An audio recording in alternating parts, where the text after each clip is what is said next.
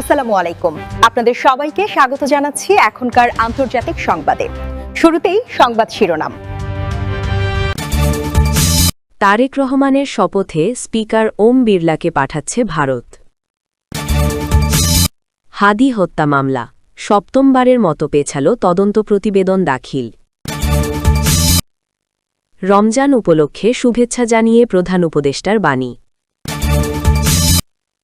বিএনপির ইচ্ছাতেই সংসদের দক্ষিণ প্লাজায় শপথ, আইন উপদেষ্টা।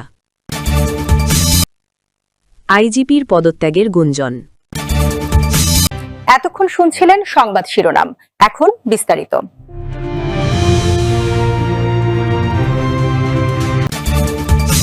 বিএনপির চেয়ারম্যান তারেক রহমানের নেতৃত্বে বাংলাদেশের নতুন সরকারের শপথ গ্রহণ অনুষ্ঠানে অংশ নিতে ঢাকায় আসছেন না ভারতের প্রধানমন্ত্রী নরেন্দ্র মোদি।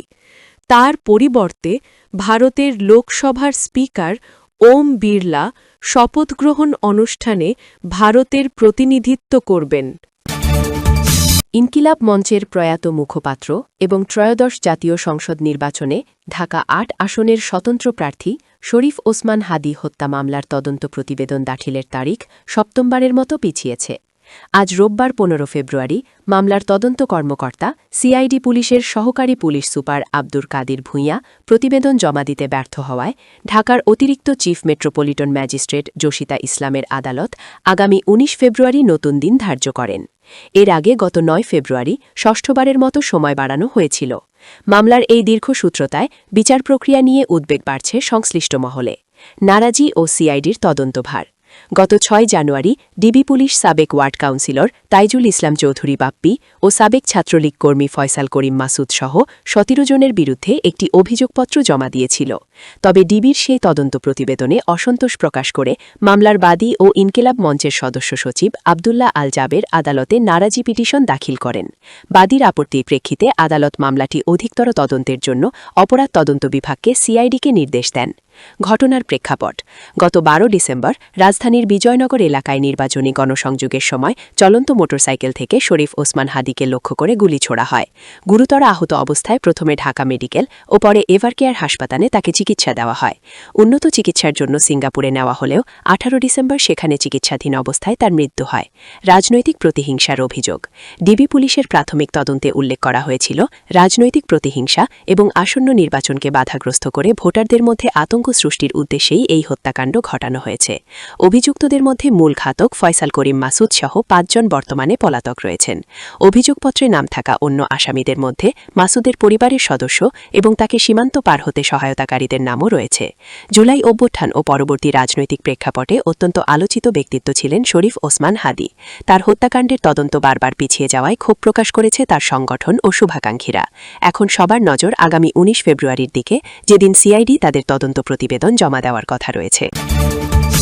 রমজান উপলক্ষে আমি দেশবাসীসহ বিশ্বের সকল মুসলিমকে আন্তরিক শুভেচ্ছা জানিয়ে বাণী দিয়েছেন প্রধান উপদেষ্টা প্রফেসর মোহাম্মদ ইউনুস। রোববার ১৫ ফেব্রুয়ারি এক বাণীতে তিনি বলেন, পবিত্র মাহে রমজান উপলক্ষে আমি দেশবাসীসহ বিশ্বের সকল মুসলিমকে আন্তরিক শুভেচ্ছা জানাই। রমজান মাস আত্মসংযম, ত্যাগ, সহমর্মিতা ও আত্মশুদ্ধির মাস। এই মহিমান্বিত মাসে সিয়াম, দান সৎকা ও ইবাদতের মাধ্যমে আত্মশুদ্ধি অর্জনের পাশাপাশি সকলের মধ্যে পারস্পরিক সহমর্মিতা ও সম্প্রীতিসহ মহান আল্লাহর সন্তুষ্টি, নৈকট্য লাভ ও ক্ষমা লাভের সুযোগ হয়। পবিত্র মাহে রমজান আমাদের ব্যক্তি ও জাতির জীবনে অন্যায়, দুর্নীতি ও অবিচার পরিহার করে ন্যায় ও কল্যাণভিত্তিক সমাজ প্রতিষ্ঠার অনুপ্রেরণা দেয়। এই মাস ইবাদত বন্দেগীর পাশাপাশি সত্যনিষ্ঠা, ন্যায়পরায়ণতা, সততা ও পারস্পরিক সহমর্মিতা চর্চার মাধ্যমে নৈতিকতা ও মানবিকতার শিক্ষা দেয় এবং দরিদ্র ও বঞ্চিত মানুষদের প্রতি সকলের দায়িত্ববোধ জাগ্রত করে। প্রধান উপদেষ্টা বলেন, আসুন আমরা পবিত্র মাহে রমজানের শিক্ষায় উদ্বুদ্ধ হয়ে ভোগবিলাস, হিংসাবিদ্বেষ পরিহার করি এবং মহান আল্লাহর সন্তুষ্টি অর্জনের লক্ষ্যে বেশি বেশি ইবাদত, কোরআন তেলাওয়াত, দোয়া, তওবা ও সৎকর্মে মনোনিবেশ করি। রমজানের পবিত্রতা রক্ষা করি। মহান আল্লাহ যেন আমাদের রোজা, নামাজ, দান সৎকা ও সকল নেক আমল কবুল করেন এবং আমাদের জীবনে মাহে রমজানের শিক্ষা কার্যকর করার তৌফিক দান করুন। মহান আল্লাহ তাআলা আমাদের সকলকে ক্ষমা ও হেফাজত করুন এবং দেশ ও জাতিকে শান্তি ও সমৃদ্ধি দান করুন। আমিন। বিএনপির ইচ্ছাতেই সংসদের দক্ষিণ প্লাজায় শপথ অনুষ্ঠানের আয়োজন করা হয়েছে বলে জানিয়েছে আইন, বিচার ও সংসদ বিষয়ক উপদেষ্টা ড আসিফ নজরুল। রোববার ১৫ ফেব্রুয়ারি সচিবালয়ে আইন, বিচার ও সংসদ বিষয়ক মন্ত্রণালয়ে সাংবাদিকদের এসব কথা বলেন। তিনি বলেন, মঙ্গলবার সকাল ১০টায় সংসদ সদস্যদের শপথ হবে। আমি ধারণা করছি খুব সম্ভবত প্রধান নির্বাচন কমিশনার এ শপথ দিবেন। বিএনপির পক্ষ থেকে জানানো হয়েছে শপথের পরেই তাদের সংসদীয় দলের প্রধানকে নির্বাচিত করবেন। এছাড়া বিকাল ৪টায় সংসদের দক্ষিণ প্লাজায় মন্ত্রিসভার শপথ হবে। আমার জানামতে এটা রাষ্ট্রপতি করবেন।